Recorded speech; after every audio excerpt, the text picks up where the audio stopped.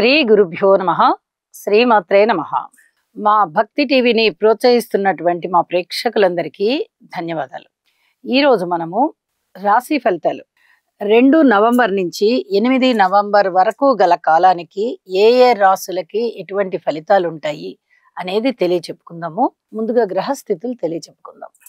గురువు గారు కర్కాటక రాశిలో, కేతువు సింహరాశిలో, శుక్రాచార్యుల వారు కన్యా రాశిలో, రవి తులారాశిలో, బుధ కుజులు వృశ్చిక రాశిలో, రాహు చంద్రులు వీరిద్దరూ కుంభరాశిలో, ఇక వక్రించిన శని గారు మీనరాశిలో. గ్రహస్థితులు అన్ని విధంగా ఉండగా వారాంతంలోకి వెళ్ళేటప్పటికి శుక్రాచార్యుల వారి యొక్క స్థితి తులారాశిలోకి వచ్చి రవికి నీచభంగం కల్పించారు. ఇది చాలా చాలా మంచి ఫలితాలు ఇచ్చేటటువంటి పరిస్థితి.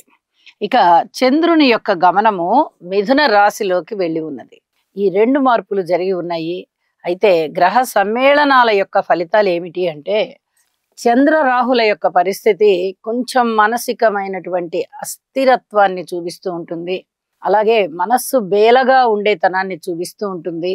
వీటికి గాను యోగా చేసుకోవడం వల్ల చాలా చాలా ఉపయోగాలు ఉంటాయి. ఏ రాశి వాళ్ళకైనా కూడా, అది మంచి ఫలితాలు ఇచ్చే రాశి అయినా లేదా దుష్ప్రభావం కనిపించేటటువంటి రాశులైనా ఎవరికైనా కానీ ఈ చంద్రరాహువుల కలయికకి చక్కగా యోగా చేసుకున్నట్టయితే మనశ్చాంచల్యం తగ్గి మనోధైర్యం పెరుగుతుంది.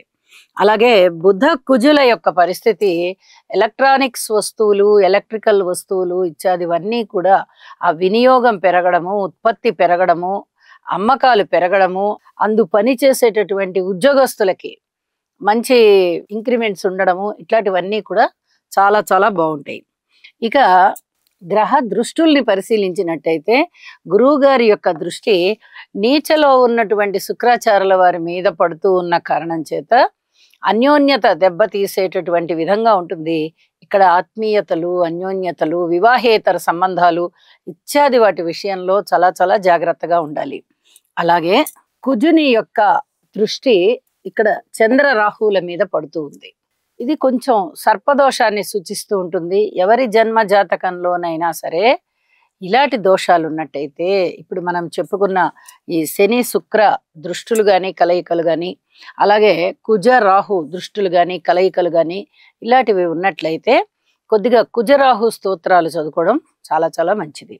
అలాగే గురువు గారి యొక్క దృష్టి బుధ కుజుల మీద పడుతూ ఉన్న కారణం చేత జ్ఞానం బాగా అభివృద్ధి చెందుతుంది. అలాగే ఏదైనా ప్రయాణాల విషయంలో జాగ్రత్తలు తీసుకోవడము, మనం తీసుకున్న జాగ్రత్త వల్ల మనం ఇలా రక్షింపబడ్డాము, ఇలా మనకి కుశలం జరిగింది, ఈ విధంగా మనకి మంచి జరిగింది అనేటటువంటి ఆలోచనలు మీకు రావడము, ఆ సంఘటనల నుంచి మీరు ఇది తెలుసుకుంటారు. ఇలాంటి పరిస్థితి చాలా స్పష్టంగా కనిపిస్తూ ఉంటుంది. ఇక వారాంతానికి వెళ్ళేటప్పటికి రవి శుక్రుల కలయిక జరుగుతూ ఉంది. ఇది రవి గారి యొక్క నీచత్వాన్ని తగ్గించేస్తుంది. అంటే ఎప్పుడైతే రవికి నీచభంగం జరిగిందో ఆరోగ్యానికి సంబంధించి చాలా చక్కగా ఉంటుంది. అది ఆరోగ్యమైన, ఆర్థికమైన, వ్యాపారమైన, ఉద్యోగమైన, నిర్వహణ అయినా ఏదైనా కానీ చాలా సుగమం అవుతుంది. మార్గం అంతా సుగమం అయ్యి ఆ రవి నీచలో ఉన్నటువంటి ఫలితాలన్నీ పోయి నీచభంగ ఫలితాలు ఏర్పడి మానసిక ఉల్లాసం పెరుగుతుంది అని చెప్పి తెలియజేస్తున్నాను. ఇక రాశుల్లోకి వెళ్దాము. సింహరాశి వారికి ఈ వారం రోజుల కాలము 5 గ్రహాల యొక్క అత్యద్భుతమైనటువంటి ఫలితాలు మిమ్మల్ని చాలా సంతోష పెడుతున్నాయని చెప్పచ్చు. ద్వితీయంలో రవి గారు బాగున్నారు, చతుర్థంలో బుధుడు బాగున్నారు, అలాగే సప్తమ స్థానంలో చంద్రుడు బాగున్నారు, వ్యయ స్థానంలో గురువు గారు బాగున్నారు.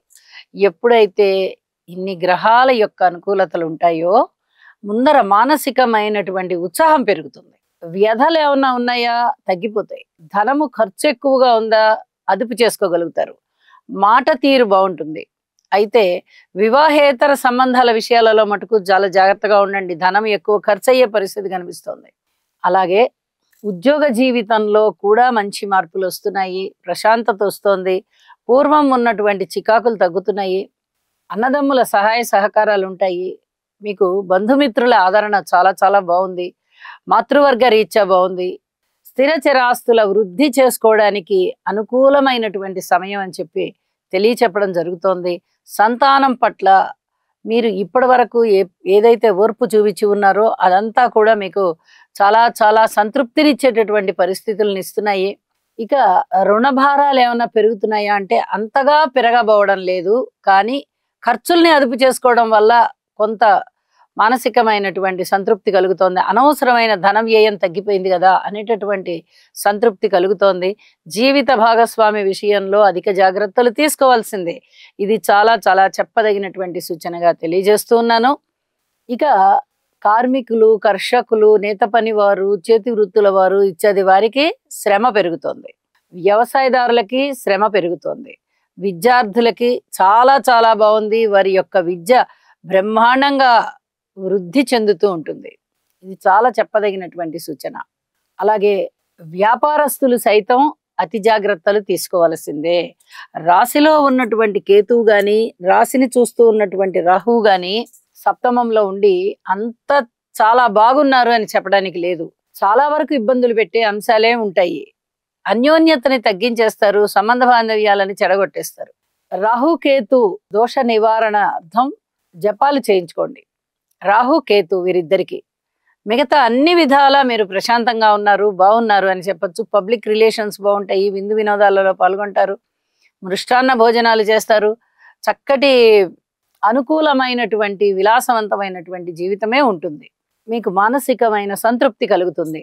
మరి వారాంతంలోకి వెళ్ళిన తర్వాత ఇంకా ఏమన్నా మంచి ఫలితాలు ఉన్నాయా అంటే లాభస్థానంలోకి చంద్రుడు వచ్చి చాలా చాలా మంచి చేస్తున్నారు.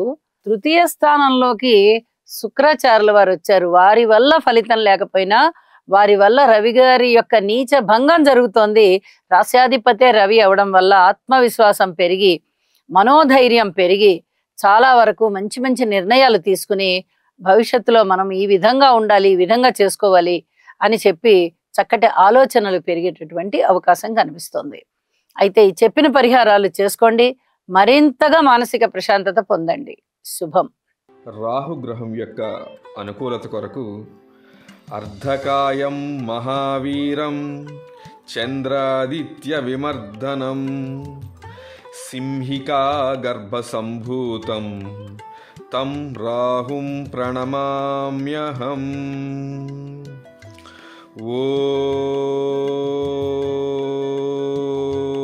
ఓం భ్రాం భ్రీం భ్రౌం సహ రాహవే నమః.